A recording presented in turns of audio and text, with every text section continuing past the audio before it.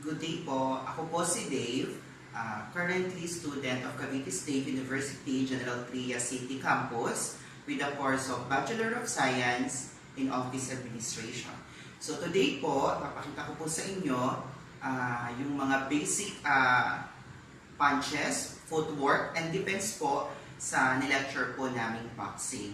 So pagpasensyahan nyo na po ng konti kung hindi po ako marunong mag-boxing, pero ito po yung aking natutunan. So first, meron po tayong tinatawag kasi na two types of punches, ang orthodox at saka yung southpaw. When we say orthodox, ito yung mga right-handed. When we say southpaw, ito naman po yung mga left-handed.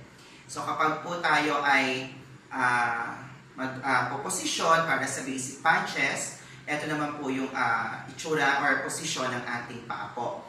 So pag ganyan po, so kailangan yung pong kamao natin ay nasa level po ng ating pisngi or cheek po. So, ganyan po siya. So, pwede, kapag ano, iikot naman yung katawan ninyo, pwede naman. Pwede rin naman yung ganon. Pwede rin naman yung ganyan. Okay? So, kapag left po yung ginamit natin, ang tawag po doon ay southpaw. Kapag naman po right, ang tawag naman po ay orthodox. So, yung paggalaw ng paa, kung forward, kung ano po yung leading foot po ninyo, yung po yung unang igagalaw. Like, ito po yung foot pa forward po tayo halimbawa. So, ganyan po siya. Susunod lang yung nasa likod. Kapag backward naman yung position natin, kailangan naman po ang leading foot natin yung susunod doon sa likod. So, ihapon natin yung sa likod, and then, susunod yung leading foot. So, kapag side to side, ganyan naman po siya. Okay po. So, yun po yung basic position ng kamao at saka po ng paa kapag po sa boxing. Sumunod naman po is yung tinatawag po nating 4 punches po. Meron po tayong 4 na klase ng punches. Yung una yung tinatawag na jab, straight, and then hook and uppercut. When we say jab, so again, yung kamao dapat natin nasa may tapat ng ating cheek. So, kapag jab siya, ganyan po siya.